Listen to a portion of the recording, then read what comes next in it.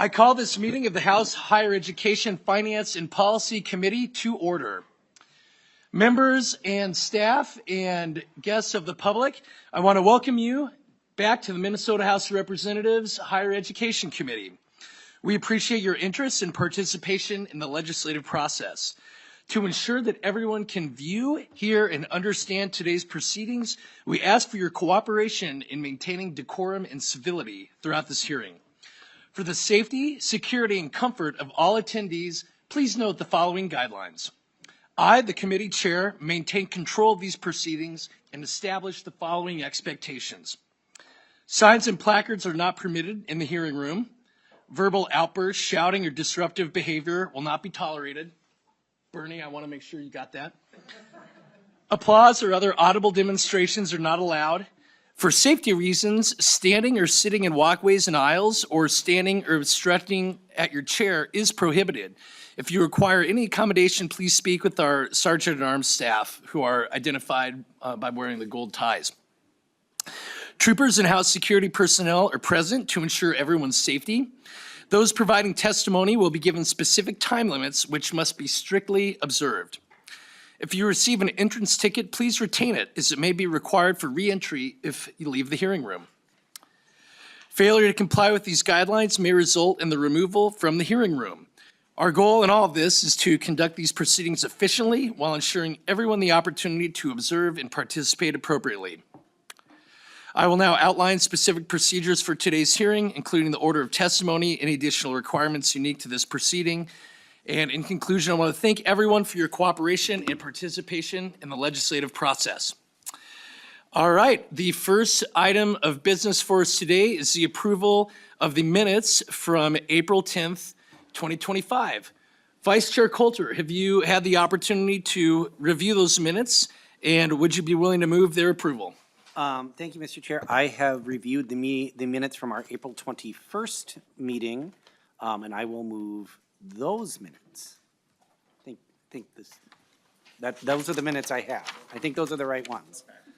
Just wanted to clarify that. Well, that's why you get paid the big bucks to be the vice chair, Mr. Vice Chair. All right, Vice Chair Coulter moves approval of the minutes for April 21st, 2025. Members, is there any discussion? Hearing none, all those in favor of Vice Chair Coulter's motion to approve the minutes for April 12th, 2025, please say aye. What's that? April 21st. April 21st, please say aye. Those opposed, please say no. The motion prevails and the minutes for April 21st, 2025 are approved. Our next item of business for today is to take a moment to introduce some of our newest members on our higher education team. On the DFL side, we have a new committee legislative assistant, Mr. Carl Yeager. Welcome. We also have new committee pages, Amber Dunham and Nick Johnson. Thank you for getting us all set up. On the GOP side, we have a new committee administrator, Mr. Garrick Spinwin. Welcome. We also have GOP researcher, Jesse McCardle. Welcome. And the GOP committee legislative assistant, Ellie Wasserman. Welcome. All right. We also have new members of our House Public Information team who is doing work to make sure that our hearing is accessible to Minnesotans all throughout the state. We want to give a very warm welcome to Rachel Mills with House Public Info. Thank you. Okay, our next order of business is to introduce a report. Members, just a little background on this. Last session, our committee heard from faculty and administrators at Minnesota State about the troubling emerging issue of enrollment fraud in online courses. In response to those concerns, we passed a law to establish a work group at Minnesota State to address this troubling issue. Over the past year, this working group met, gathered information, and has produced the report that we will hear today. In addition to gathering this information, this group has made recommendations to us here at the legislature to help guide our efforts so that no Minnesota students have their state grant access stolen by online fraudsters and criminals. I'm incredibly proud of the budget this committee put together last year, and to have any of those allocated funds misused or stolen is an immense disservice to Minnesota's students and to Minnesota's taxpayers. We're looking forward to hearing today's report, and I look forward to work together this session to protect the investments that have been made by this committee. With that, members, we'll open up with Minnesota State, and then we will hear from the Minnesota State College faculty and the University of Minnesota. Now we will hear a presentation on the Enrollment Fraud Working Group from Minnesota State. First up, I'd like to extend a very warm Higher Education Committee welcome to Craig Munson, the Chief Information Security Officer at Minnesota State, to walk us through the report we all have. It should be in your packets. If for some reason they're not, let us know. We'll get those to you.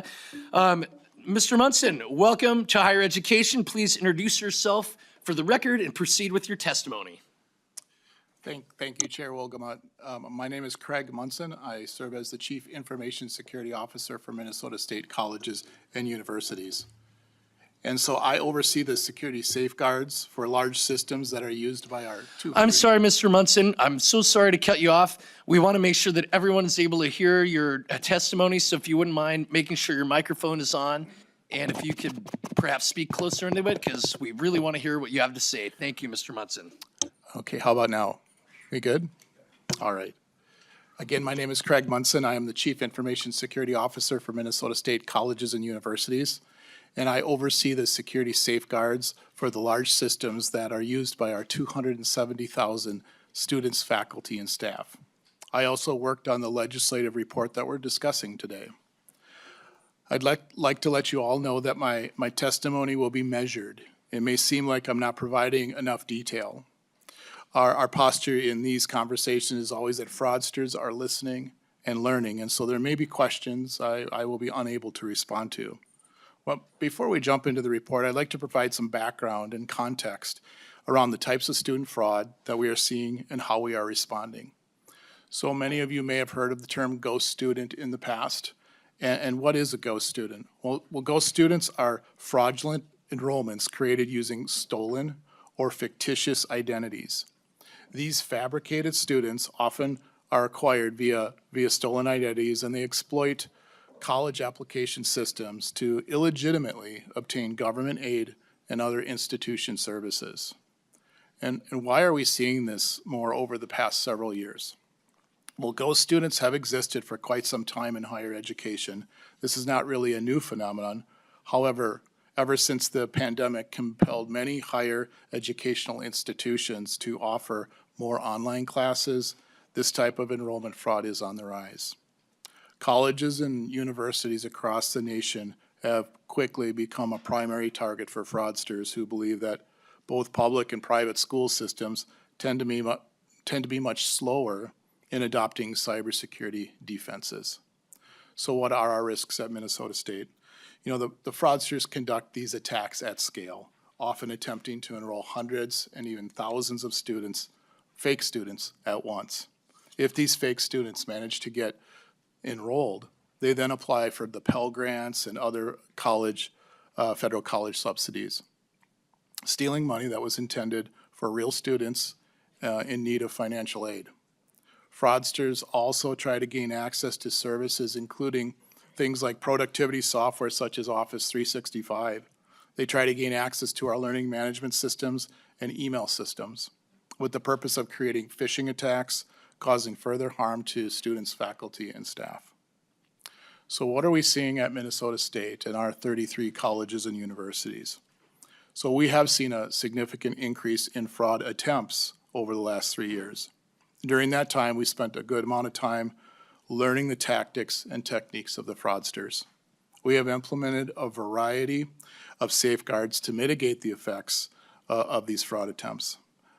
Many of these attacks are coming from places outside of the United States, other countries. Oftentimes, we can talk a little bit about Africa or Asia as being some of the main places we're seeing this.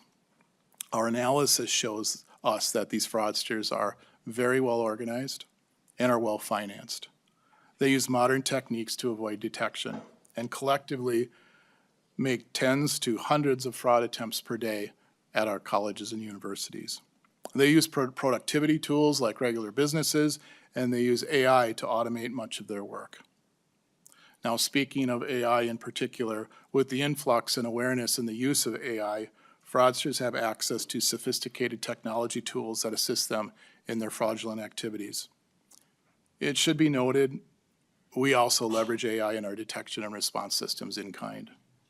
So how are we protecting ourselves at Minnesota State? This is a phenomenon that will never be 100% remediated as fraudsters continually change tactics. What we focus on is risk mitigation. Minnesota State has been adapting to these attacks for several years now. Over the past 2 years, a cross-functional team has been meeting and are largely doing the things highlighted in this bill.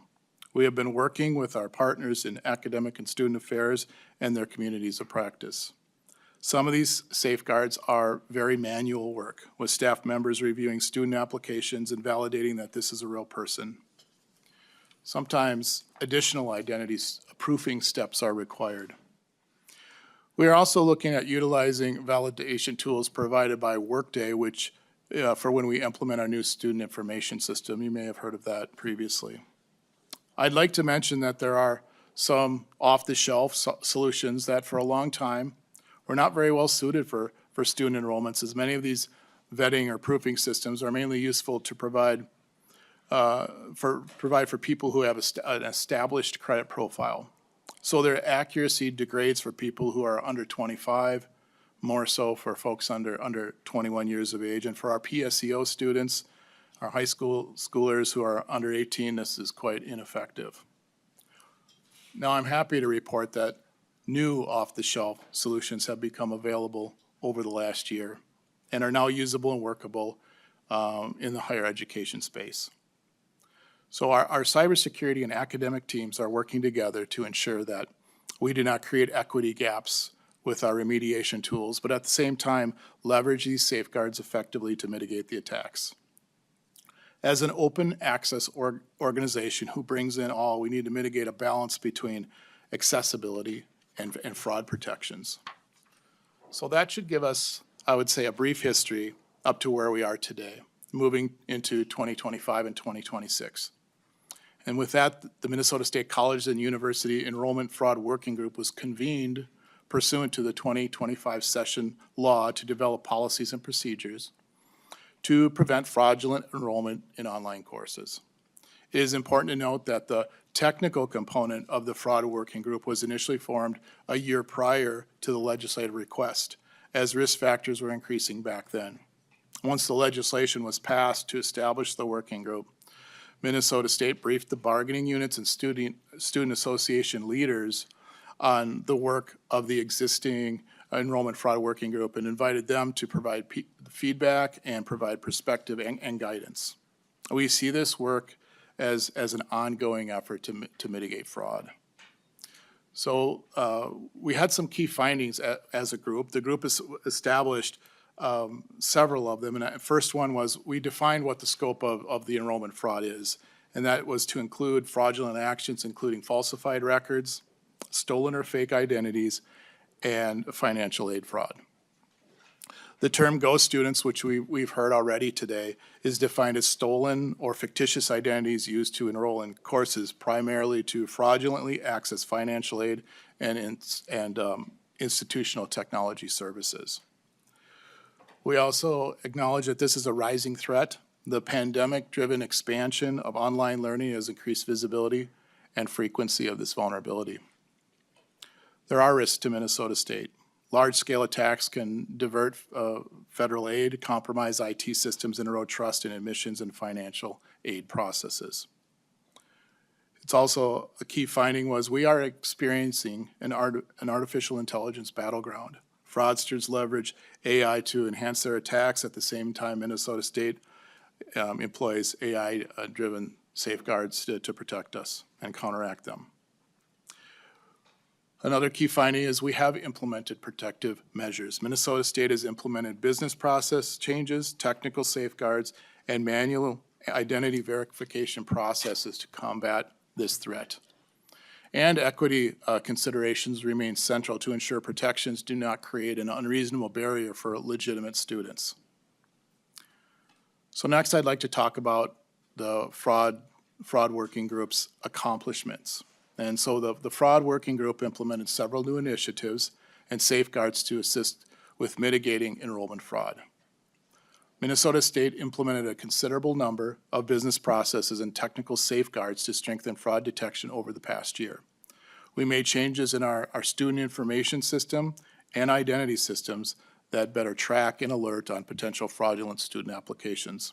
And while I can't go into the specific details, I can say that these safeguards are focused on speeding up those processes and creating early and global alerting capabilities. And by global, what I mean is if something is detected at one college or university, immediately all 33 colleges and universities know about it and can respond accordingly.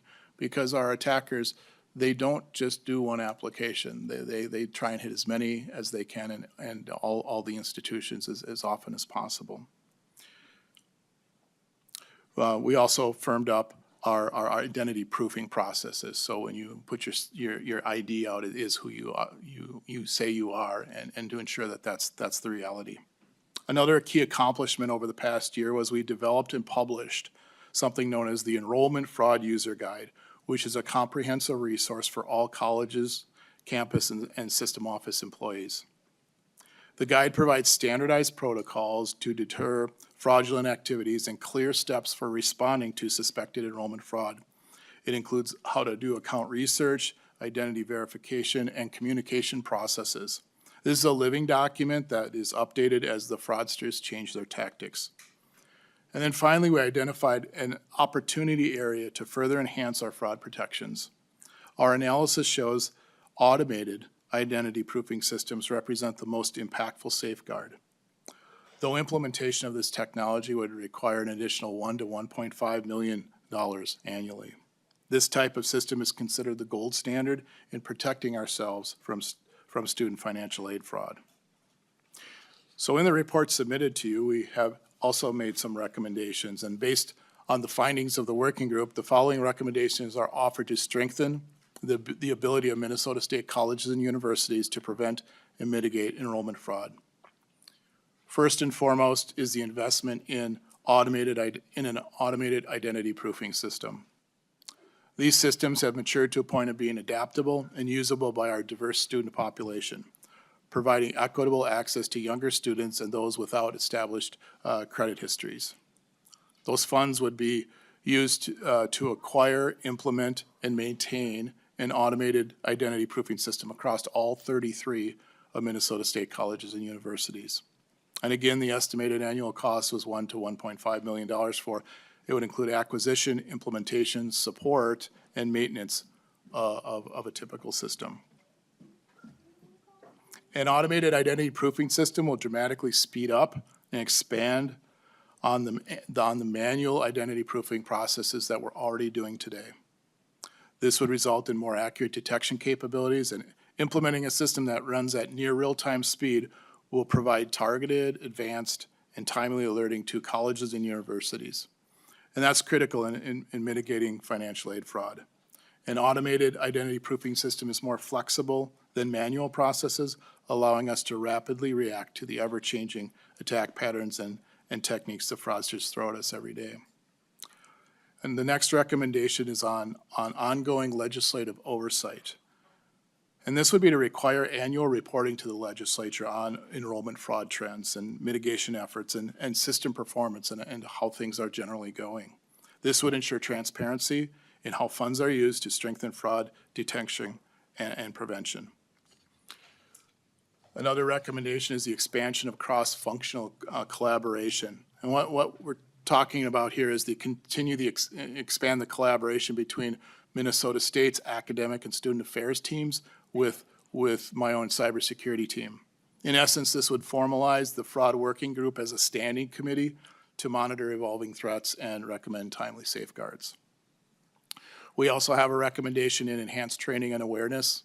So as fraud tactics evolve, we need to continue to provide training for admissions, financial aid, and IT staff on fraud detection techniques. This has been started with that publication of the Student Fraud User Guide I mentioned previously, but it would also include the provision to develop awareness campaigns for students to recognize phishing attempts and fraudulent services that they can be exposed to. Our recommendation is also to continue the partnership between the federal and state education entities, and that would be to continue to collaborate with federal agencies such as the Department of Education and the FBI to share intelligence on fraud trends. We believe that we should advocate for federal support in developing student-focused identity verification tools that account for student populations at the national level. I'd like to note that we've been in direct contact with the Federal Department of Education, and we've provided input on how a national identity proofing system would impact our students at Minnesota State. Now, they have had discussions in the past about implementing. To date, we have not seen any activity in that space. Another recommendation we have is we still need to ensure that we do equity-centered safeguards, ensure that fraud prevention measures do not create barriers for legitimate applicants, particularly those underrepresented groups.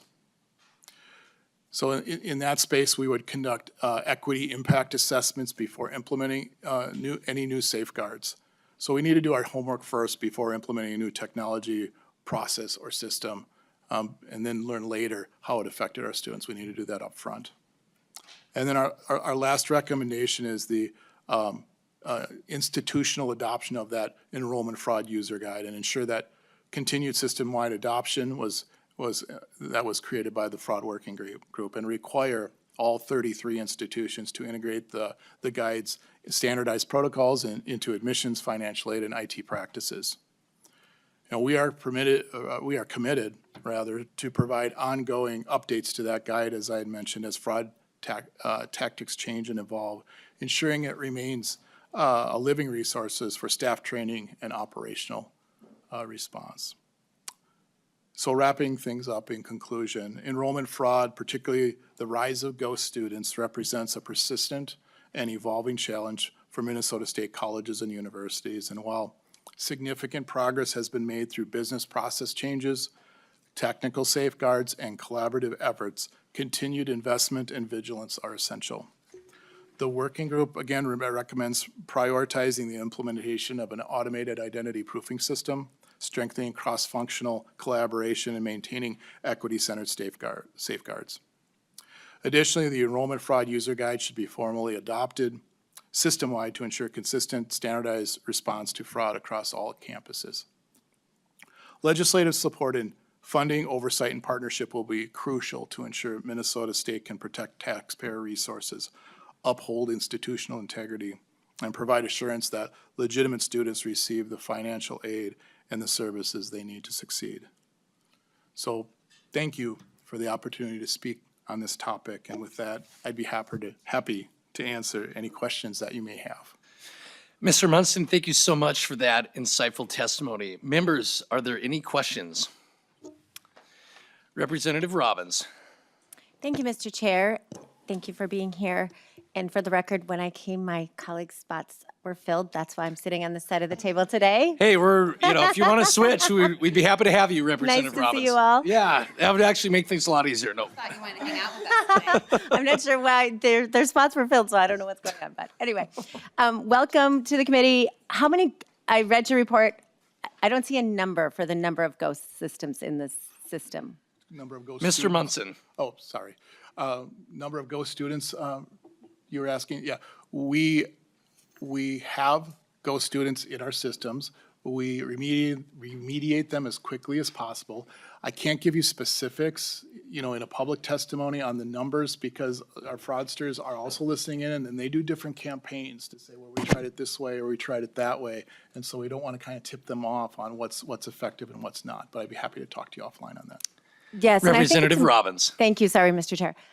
I do think it's important for the public. I don't think it tips them off if you give us an aggregate number, not broken down by different categories or even necessarily by each institution, but understanding the scope of the problem and how it's changed from, say, 2019 to the present. Is it accelerating?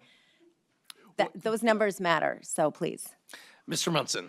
Yes, Representative Robbins, what I can say is it has increased since 2019 for the reasons I gave previously. The number is in the thousands that we detect. That doesn't mean that we have 1,000 that are getting through. It's kind of like goalie, and you kind of stop a lot of the shots on goal. We have some that make it through. last year. Representative Robbins. Thank you. So if you could follow up with me with the number of attempts, the number that make it through, and then what it's costing. Like how much do those GO students siphon out of Pell Grant, state grant, all of that? Thank you. Right. Mr. Munson. Thank you. And yes, we can provide that offline. What I can say is we met with other colleges and universities at the national level. And in looking where we are at versus other large systems like California or Virginia or over in New York, we are a little bit ahead of the curve from where they're at, but we still have work to go. All righty.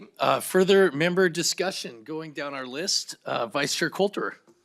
Thank you, Mr. Chair. And actually, I don't know if this is necessarily a question for Mr. Munson, but I just, the user guide, has that been implemented throughout the entire Min-State system? Mr. Munson. Yes, Member Coulter, yes, we have implemented and shared it with it. The adoption has not been complete yet. Vice Chair Coulter. Thank you, Mr. Chair. I'm not sure what that means exactly. When you say the adoption has not been complete, that means not every school in the Min-State system has adopted it? Mr. Munson. Yes, thank you. I believe I would say it would be accurate to state that every single practice has not been completely implemented yet because it's been recently published. And so it takes a little bit of time to move it through all 33 colleges and universities. Okay. Vice Chair Coulter. Thank you, Mr. Chair. That was my question. Thank you. All right. Further questions for the testifier. Moving down our list, Representative Novotny. Thank you, Chair. Mr. Munson, you mentioned that you're down at the point where you're making the applicants provide ID. How is that ID being provided, and what ID are you accepting? Mr. Munson. Thank you for the question.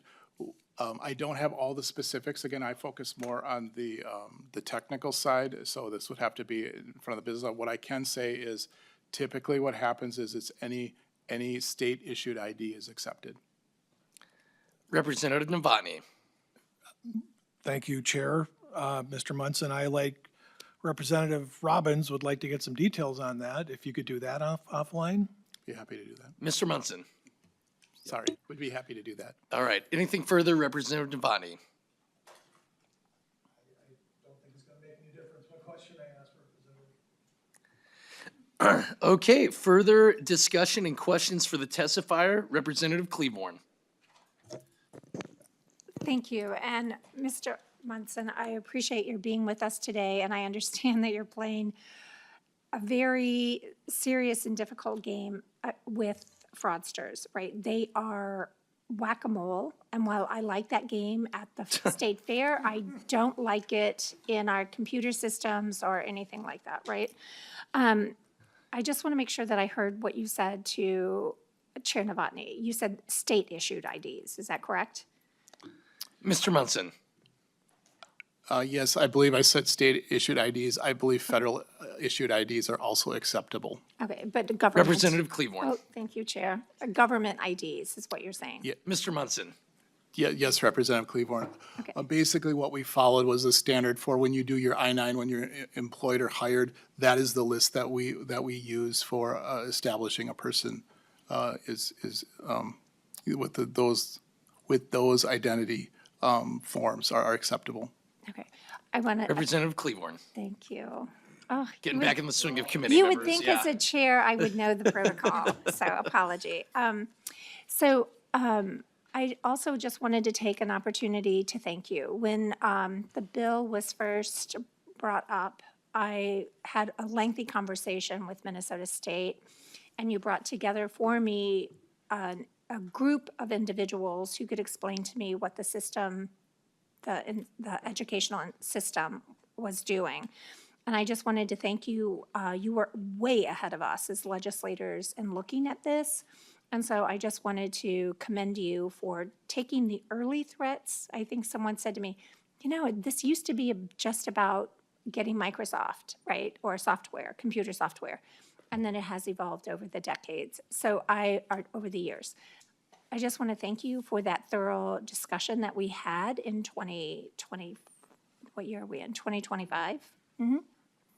And to encourage my colleagues, if they have further questions, to reach out, because the work that you are doing is substantial, and I'm very appreciative of that, because any dollar that is wasted or is an opportunity for education that our learners do not have. So I really appreciate this.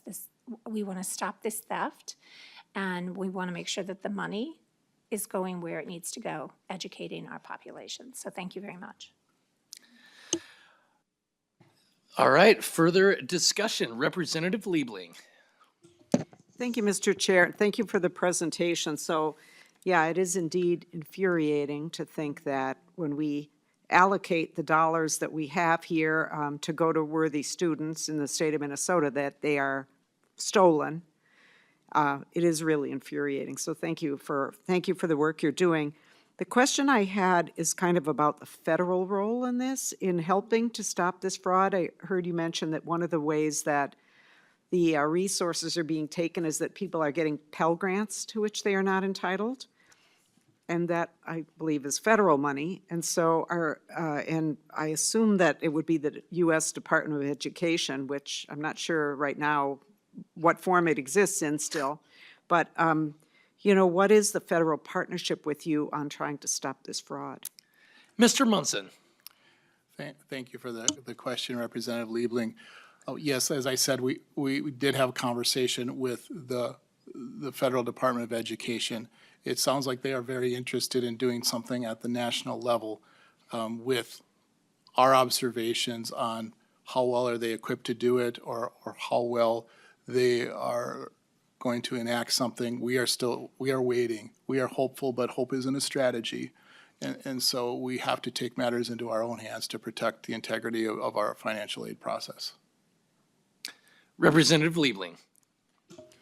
Thanks, Mr. Chair. And so, yeah, hope is not a strategy, but, you know, given the amount of rhetoric we do hear coming from the federal government about fraud, I really hope that they will be a partner and bring the resources that we need, help us to cut this off, because it certainly sounds like this is the type of threat that is going to continue to grow and change. And I mean, we all know that, you know, internet crime generally, and people are targeted for scams all the time. And so when the fraudsters find some right place to go, they're going to go there. So, and I certainly hope we can get the partnership that we need and deserve on this. Thanks.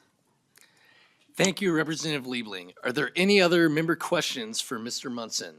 Representative Allen. Thank you, Mr. Chair. Thank you, Mr. Munson, for taking the time to be here. It's not surprising we're talking about fraud once again. It seems to be something that Minnesota's exceptionally well known for anymore.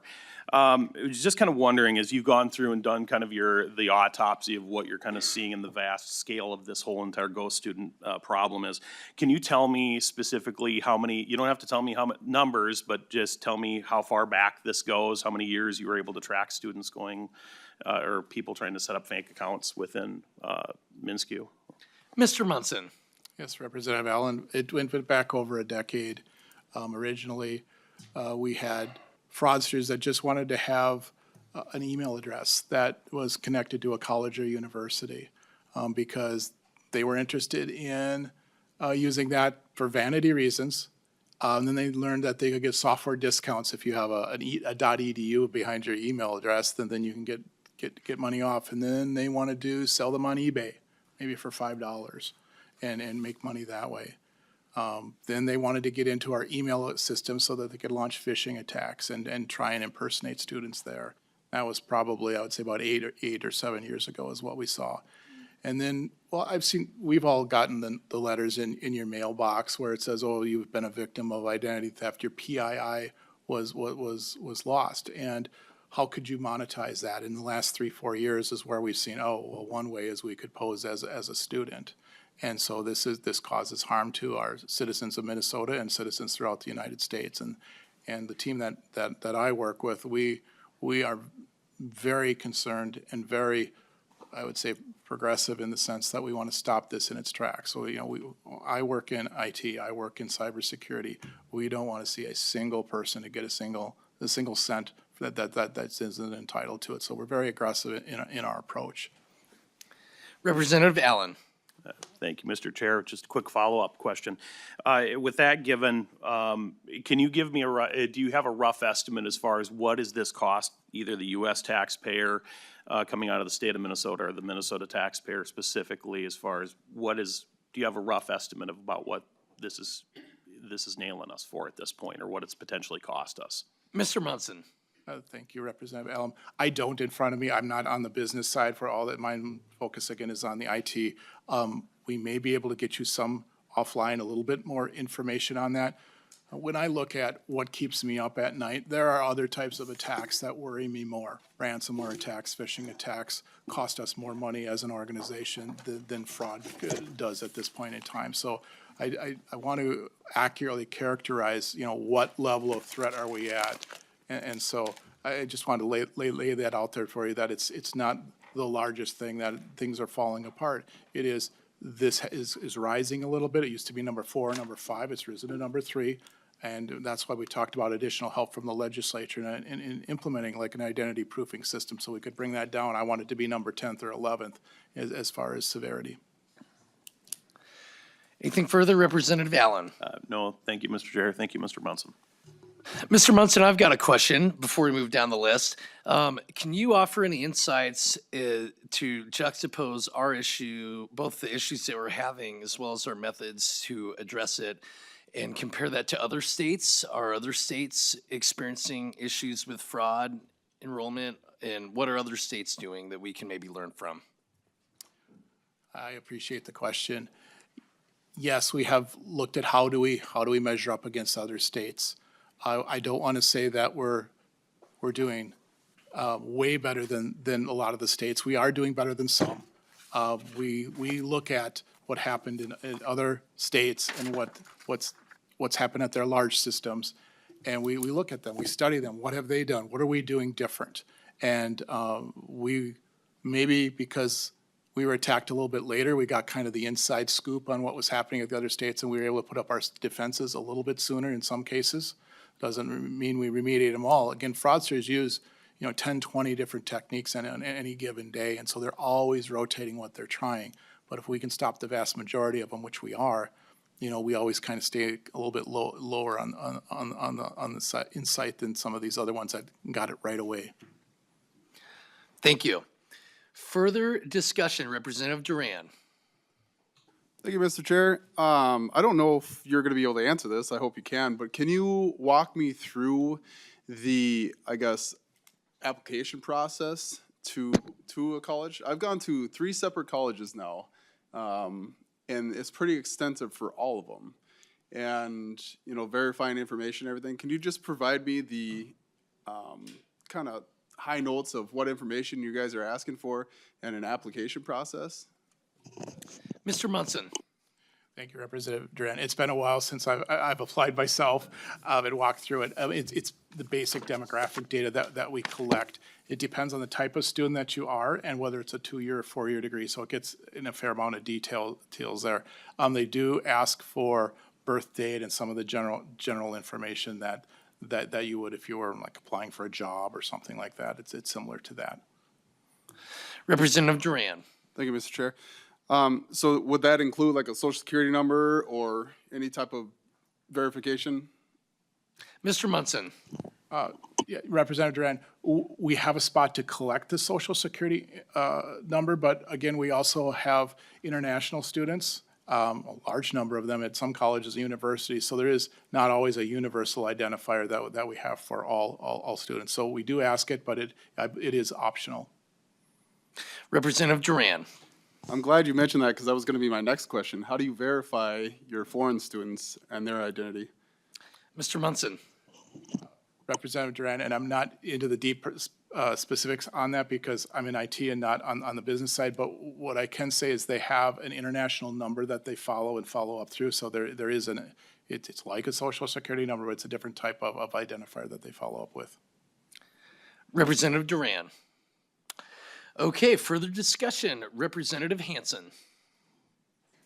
Thank you, Chair.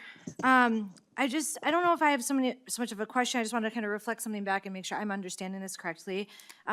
So we've talked a lot about, we've said the word fraud, but I hear you saying cybersecurity. And if you can just, for the sake of the record, confirm cybersecurity is not the same thing as fraud as it's been defined in the press here in Minnesota. Does that sound accurate to you?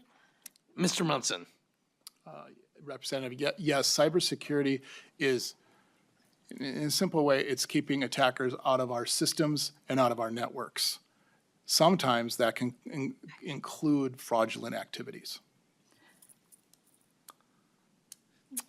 Representative Hansen. Thank you, Chair, and thank you for that answer. It's sort of like a institutional hygiene, making sure we're keeping on top of things. And I heard you say that that actually costs more, phishing attempts and things like that. So I think that's helpful information.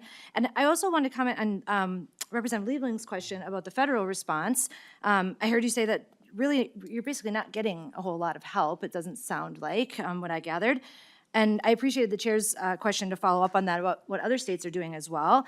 And I just need to comment that I find it very ironic that in a country with an emoluments clause that's designed to prevent and fraud and corruption by the executive leadership of the nation, that we then have that same federal government not willing to help us address fraud in our state while attacking us for alleged fraud all over the place. So I just wanted to highlight that and make sure we're really clear about how contradicting the messages that we're getting from the federal government are. Thank you for that, Representative Hansen. Further member discussion. I recognize Representative Hicks. I just want to say thank you. I have had the pleasure this year of doing 2 financial applications with kids.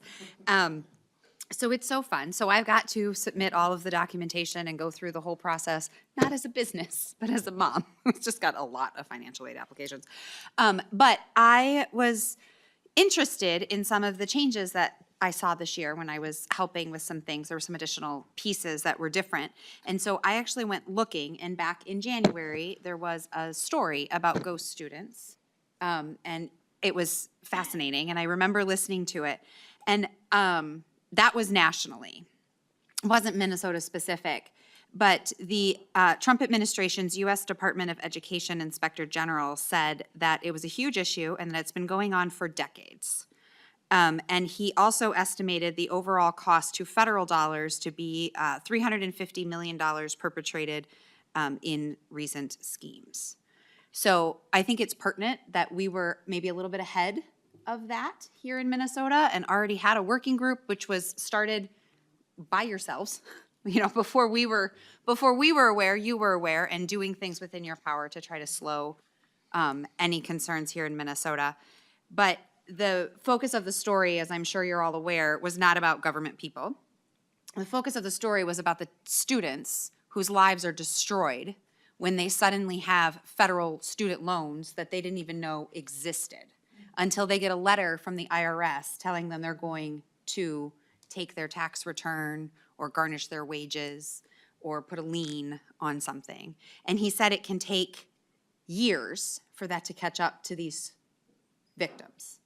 And so as we sit around this table, and frankly, apparently a theme this week, all the tables in this building, I want to recenter us back to the victims here, which are these students who don't know that they're students, who have fraudulent loans taken out in their names, who are maxed out on financial aid that they never used, and who don't discover it until they're trying to buy their first house, until they're trying to open a bank account, until they file their taxes in their 20s.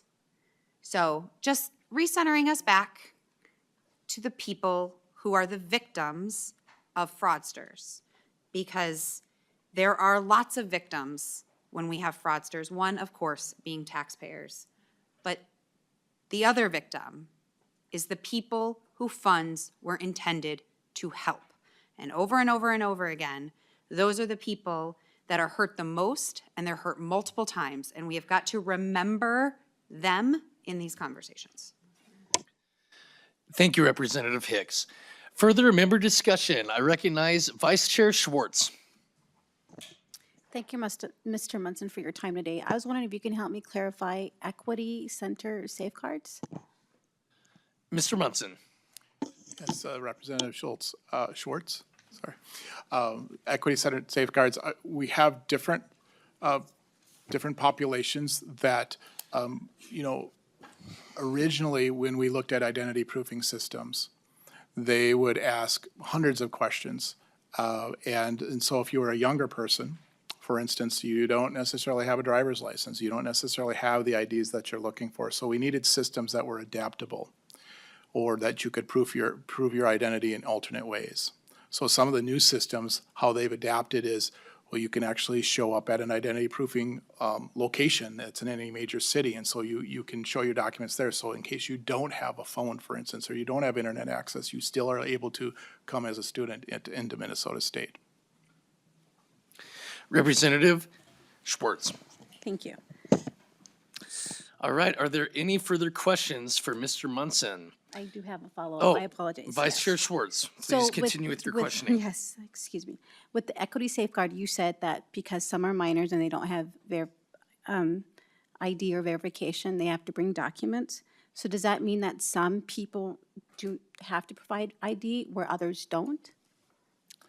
Mr. Munson. Thank you for the question, Representative Schwartz.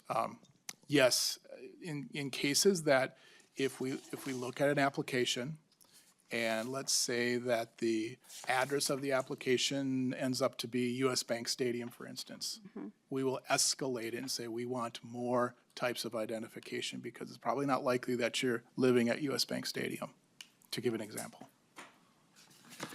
Representative Schwartz. So I actually used to work at a college when I was younger. For minors, parents would come in and help verify their verification and bring in their information for them and provide all of that information to the school. Do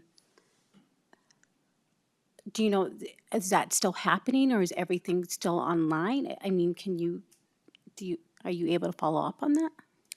Mr. Munson.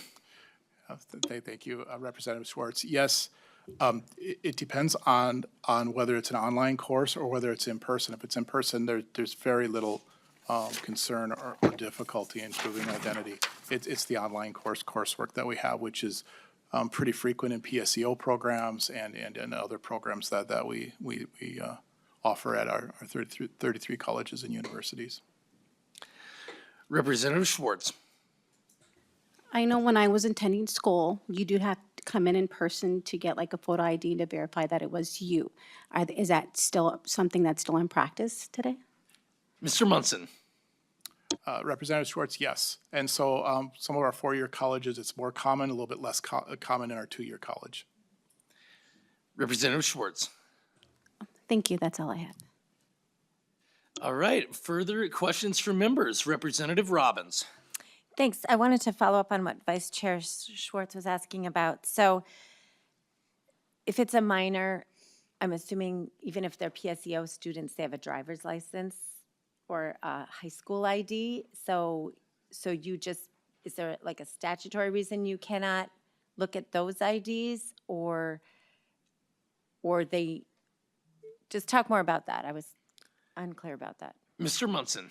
Representative Robbins, some of the IDs like a high school ID are easily faked. We've seen that multiple times where they're fake. So some things are, the assurance level of each type of identity is different. And so depending on, if it's a minor, oftentimes with our PSEO, they may be even enrolled by the school itself because they've done their own identity proofing processes at the high school. So again, depending on the student, depending on the situation, we have to use a variety of ways to ensure that a person is a real person. Representative Robbins. So could you require it be a driver's license? Mr. Munson. Representative Robbins, again, I'm on the cybersecurity side. I don't make those policy decisions, but that would be something that would have to be considered by Minnesota State as a whole on what is acceptable and what is not. Representative Robbins. And do you know what the current policy is? Mr. Munson. Representative Robbins, I don't know in each specific instance on each different type of student that we have. Representative Robbins. Thank you. Members, are there any further questions for Mr. Munson? I recognize Representative Scott. Thank you, Mr. Chair, and I apologize if you've covered this because I just got back from appointments and just got here.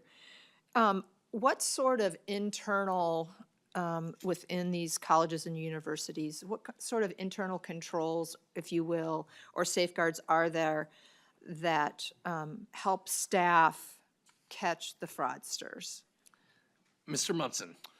Representative Scott, we have a universal identity system that every single college is tapped into, and it gives a history of where they've applied, what schools they've been to, are they an active student, are they inactive, what their coursework was, basically the complete history of that identity. That's available to all colleges and universities. Representative Scott. Thank you, Mr. Chair. And when you say available to all colleges and universities, do they all use that system? Or do you know if they use that system? Mr. Munson. Representative Scott, yes, I am aware, and yes, they do use the system. Okay. And so. Representative Scott. Sorry. Thank you, Mr. Chair. So if this is still happening, if we're still getting these GO students, what needs to be changed internally to prevent it from happening in the future, in your mind? Mr. Munson. Representative Scott, I believe we are making very good progress in mitigating that. We are starting to hear declines in the amount of fraud that we're seeing. We see the amount of attempts that are increasing by folks usually outside of the United States. What needs to happen further, I think the best thing that we can do is get an automated identity proofing system that takes out a little bit of the human error where we have admissions folks who their original job was to welcome students, make sure they're registered correctly and are coming into the right classes. They are acting more like bouncers that have to look at the IDs and look at on the online applications and try and catch them. Having an automated system will do a lot of that behind the background and at speed and at scale. Representative Scott. Thank you, Mr. Chair. Further member questions? I recognize Representative Cleavorn. Thank you, and I think my question is kind of similar to Representative Scott. You know, I'm wondering, from a legislative perspective, are there any data sharing pieces that you need from us? Are there any kind of withholding provisions, like withholding of payment provisions that you would need from us or OHE would need from us to enable us to stop payment if we believe that there's a GO student who has already gotten enrolled, or being able to share information either within the institution or outside of the institution while still protecting anyone who might be letting you know of this imposter? Mr. Munson. Representative Cleavorn, again, my knowledge on that is only precursory because I center more on the technology side. I believe we do have agreements already in place with those entities and those folks over there. So I think we have what we need in that space. Okay, one follow-up, please. Chair Cleavorn. So this morning, we had a presentation from Minute in state government, and they were talking about how, you know, we have MN login, right? So I don't know if there's any way that if you are a Minnesota resident and you already have a MN login ID, that would be something that could be transferable. And they use photo recognition, not facial ID, but photo recognition as well. So I'm wondering, are any of those types of policies in place at the institution? Mr. Munson. Representative Cleavorn, we are looking at those presently. We do have a close relationship with Minute. In fact, even our own identity system is looking to be integrated with theirs. Okay. And so there are some opportunities further down the road. And if we do implement, like I said, an automated system, it also goes to national databases and other sources, multiple sources that would be integrated to that would give us a little bit more of an advantage than what we have now. Okay, and the mic. Representative Cleavorn. I promise I won't say anything else. Hey, say what you need to say, Representative. I just want to make sure that we're balancing the needs for protection, 100% need for protection, but also ensuring that students still have the ability to register and that they don't get so frustrated with all of the what-if pieces that they are denied an education. So it is a delicate balance, and I appreciate the work you do. Thank you, Representative Cleaborn. Further member questions for Mr. Munson? I recognize Vice Chair Schwartz. I was just wondering, how quickly are suspicious accounts frozen after a disbursement? Mr. Munson. Representative Schwartz, that I do not know the answer to that. Again, that is more on the business side, not on the technology side. We'd have to get back to you on that one. Okay. Representative Schwartz. Thank you. I'll be waiting for that information. Thank you. Are there any further questions for Mr. Munson? Representative Allen. Thank you, Mr. Chair. Mr. Munson, I was just kind of thinking a little bit more here. Of the 1,000 suspected ghost students that you potentially had, can you say how many of them were actually drawing money from either Pell or from Minnesota grant that's out there? Mr. Munson. Representative Allen, I don't have the numbers in front of me. I would say it's a small percentage is what I can say. Representative Allen. Thank you, Mr. Chair. Would you be able to say what percentage of that 1,000 potentially was drawing actual dollars out of the federal, either federal Pell or the Minnesota grant program? Mr. Munson.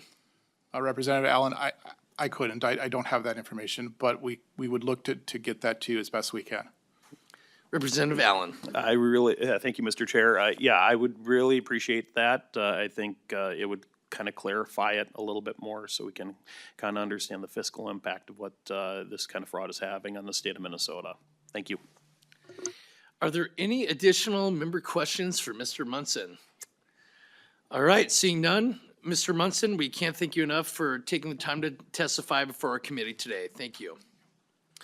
Our next testifier is Mr. Mark Grant, the governmental relations with the Minnesota State College faculty.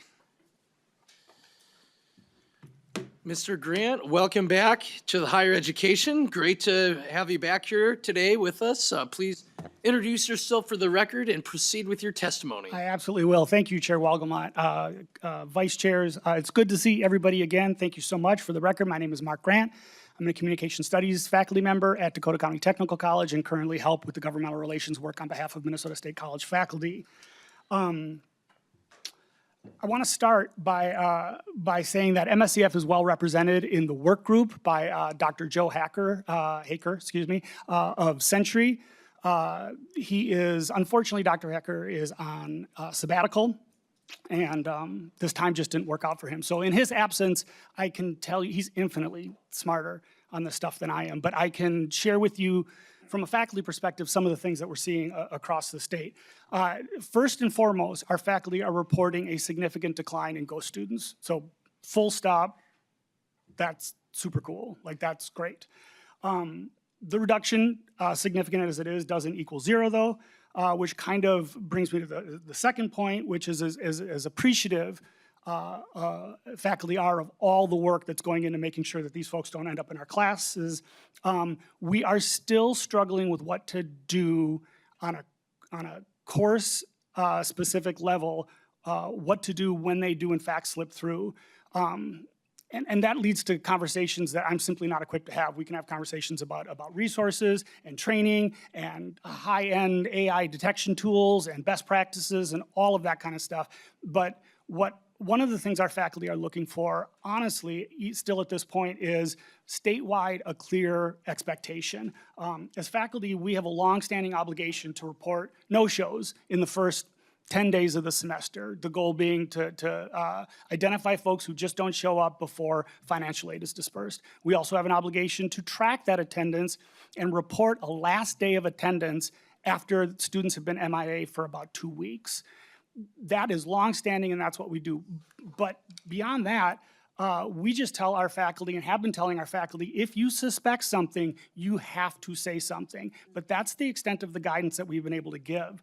I think it's important to recognize that from MSCF's perspective, in its current incarnation, MSCF are the ones who brought the presence of ghost students to the attention of Minnesota State College faculty. We had an incredibly in-tune instructor who noticed really weird enrollment patterns in her class, did some deeper diving, contacted us. We turned around, contacted Minnesota State. Have you ever heard of this? The answer was, nope, this is new to me. Now, on the cyber side, they may have been matrixing this thing a long time ago, but from the leadership standpoint at MSC or at Minnesota State, we let them know that. I bring this up because we believe that expectations still haven't been super clearly defined. If expectations of faculty extend beyond our current reporting obligations, then somebody needs to tell us that. Because absent that direction, we have faculty who are still employing a number of strategies to combat this, including requiring scheduled Zoom meetings to verify the veracity of a student. But when you've got 5 online sections with 40 students apiece, that is 200 Zoom meetings. It becomes, administratively, it just becomes burdensome. When you add on top of that class prep, teaching, grading, advising, our fear, of course, is that everybody thinks things are being done, but all those people also think that somebody else is doing that, and then somehow it lands back. Every time something slips through the system, for lack of a better term, every time something isn't done on a system or college level, it lands in our classroom, and our faculty need help with that. What that help is, I wish I could tell you. I know that there are tools out there. I don't know what they are, and our faculty are loath to become cybersecurity experts simply to conduct the business of doing the class. Having said all of that, we recognize the progress. We recognize that this is an ongoing moving target, and Minnesota State College faculty remain committed to working with Minnesota State and you all to maintain the integrity of our online classrooms.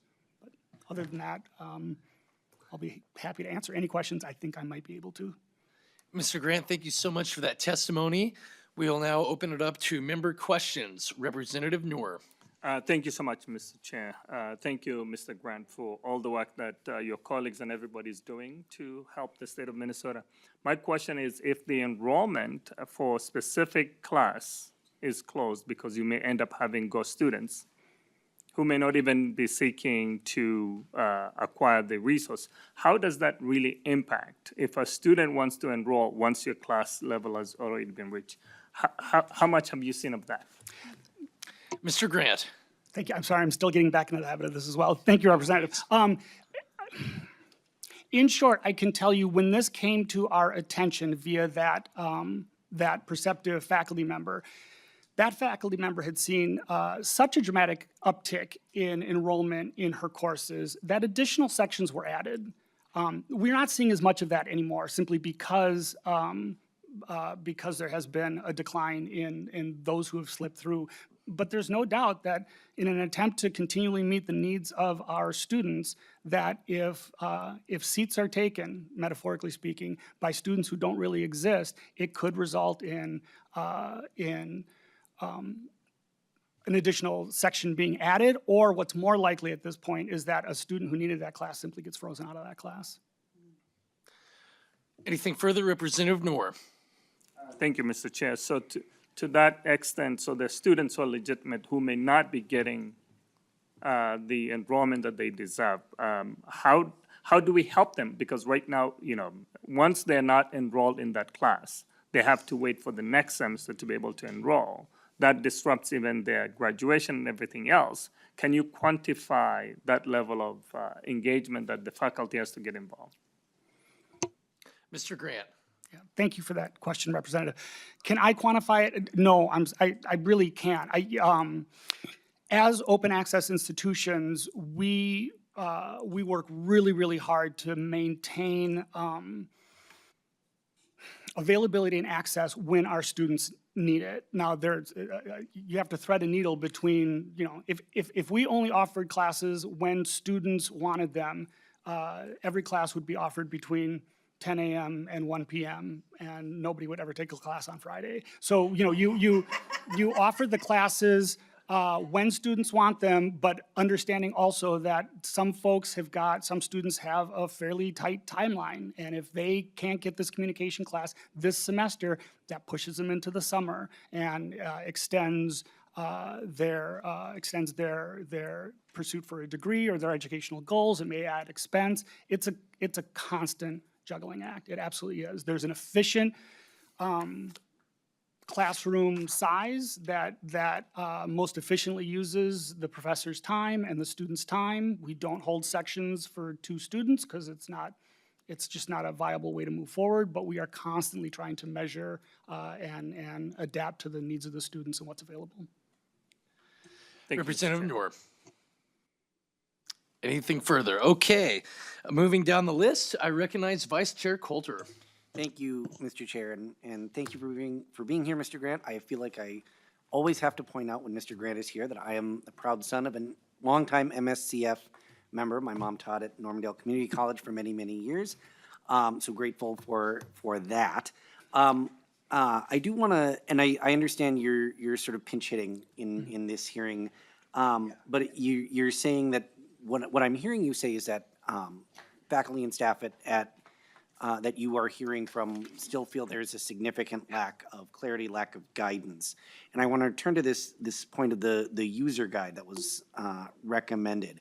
Am I hearing you correctly say that well, maybe the question I want to ask is the issue that has not been fully implemented, fully understood? Not that one user guide is going to be the end all and be all, but I'm just sort of curious for your thoughts on that generally. Mr. Grant. Thank you for that question, Representative. I do think the user guide in its totality is focused on the registration end, and the specifics get less and less and less the closer to the classroom that we get. That would be number one. Number two, I think the other 2 things that you cited are accurate, that it's slow to implement, and it's a relatively new document, and so our faculty are still just kind of muddling through. As this gets increasingly more complicated, it's outpacing our faculty's knowledge base and time. Quality of work used to be a hallmark. A student would submit something and it always sounded like it came from a Nigerian prince who wanted to, and it's simply not that case anymore. It's never good. The work is never good.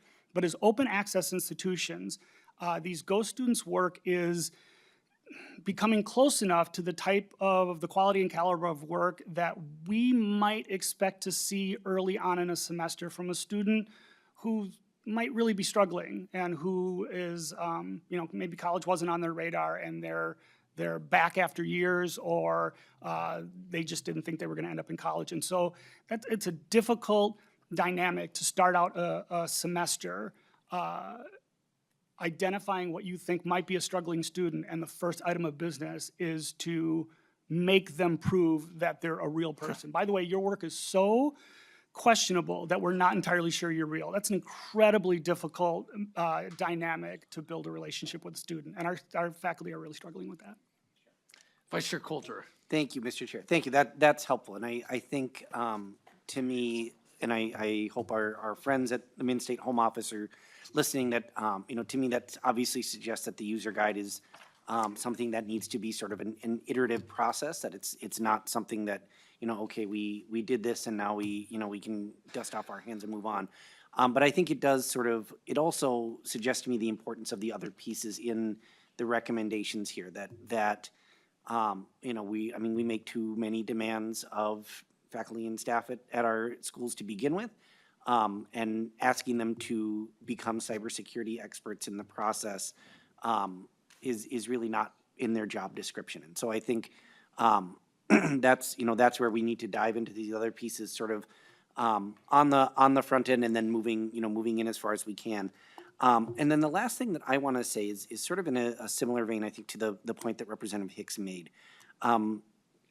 But I think it's not something that we really discuss, is that, the reason I think we are all just so infuriated by all of what we are seeing around this kind of fraud is that it is of course the dollars. It's the dollars that aren't going to students that need them, but it's the education. that students are now being locked out of. Students that want to get an education and contribute to our state and our economy and our society being unable to do that. And you know, as the son of a community college instructor, that matters immensely to me. And so I'm grateful for the work that's been done and the work that will continue on this. And I think this is also just a really excellent demonstration of how we can tackle this issue in a thoughtful, bipartisan way that focuses on the facts and that gets at the real solutions to these emerging issues. So, thank you. Thank you for that, Vice Chair Coulter. Further member discussion, Representative Scott.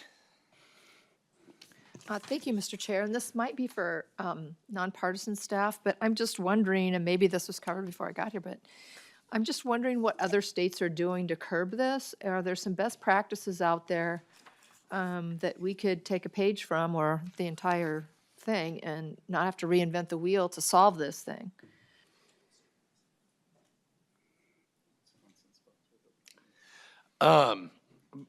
Representative Scott, before you got here, Mr. Munson did speak to that. Oh, he did, I'm sorry, okay. But if anyone, Mr. Grant, if you have anything you'd like to add to that, or if Mr. Hopkins or Mr. Savory would like to contribute. I know. I can't even begin to enumerate the things I don't know about. Okay, Mr. Hopkins. Representative Scott, so I can go back and send you the pieces of the testimony from earlier, but there's also, the U.S. Department of Education has implemented some new verification procedures around this as well. So there's also federal action that's All relevant. right, that's what I get for being late to committee, thank you. Okay, anything further, Representative Scott? All right, is there any other questions or discussion from members for Mr. Grant? Seeing none, and Mr. Grant, we cannot thank you enough for your testimony. Thank you. Okay, members, wrapping up our presentations, we know that GO students have been mostly an issue at the Min-State system, but we also would like to hear from representatives from the University of Minnesota as well as the Minnesota Private College Council. So with that, I would like to invite both Meredith Fergus and Paul Sergvinick to the table.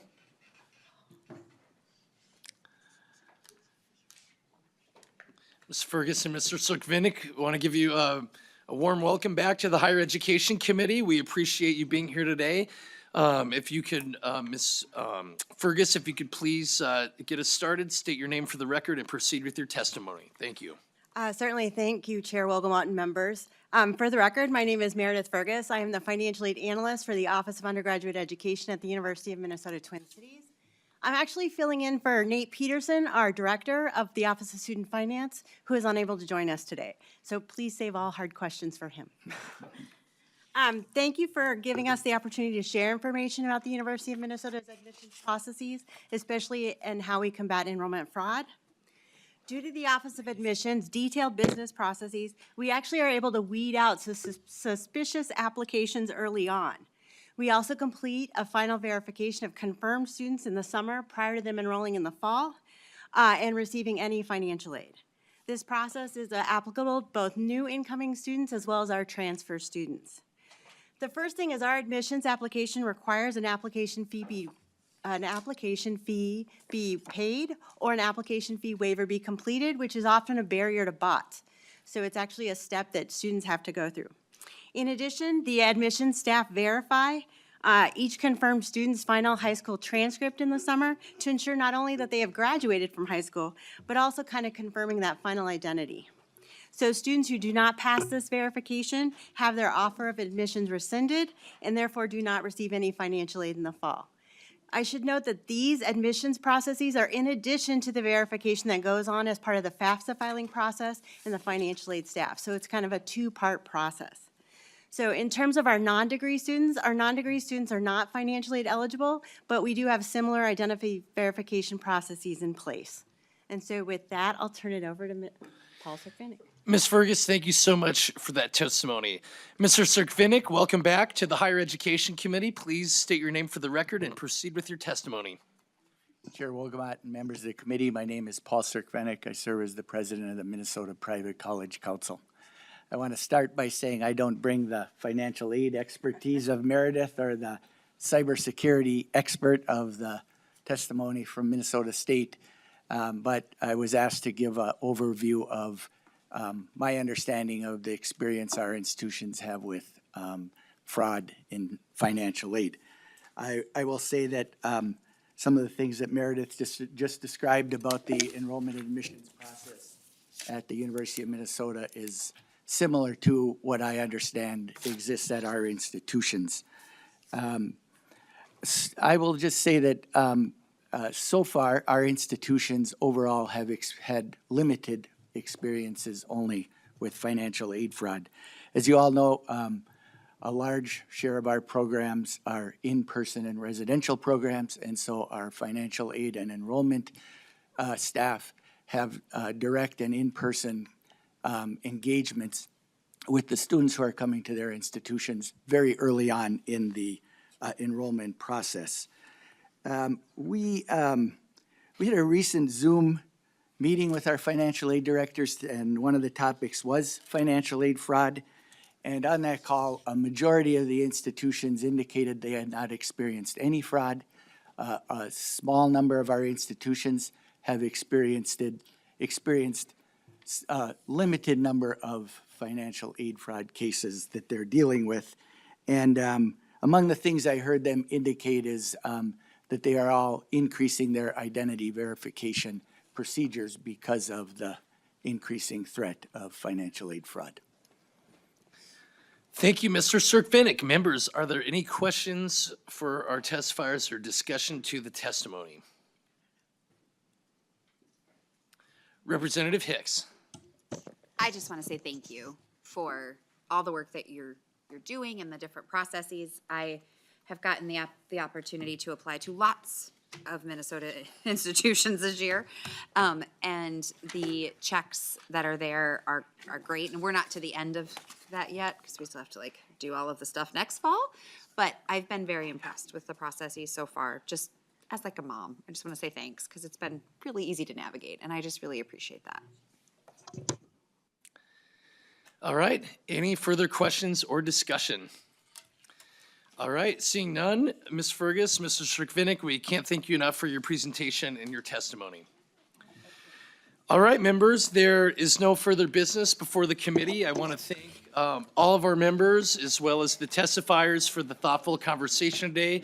We want to make sure that when we invest in programs that support students, that money goes to the students. So thank you for the conversation. There being no further business before our committee, we are adjourned.